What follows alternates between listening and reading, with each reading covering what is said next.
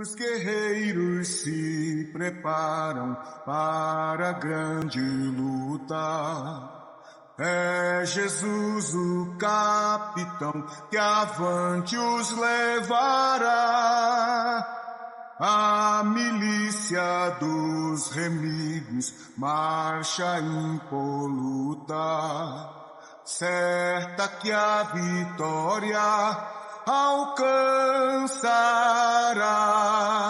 Eu quero estar com Cristo, onde a luta se travar, no lance imprevisto, na frente me encontrar, até que o possa ver na glória, se alegrando da vitória, onde Deus vai me coroar.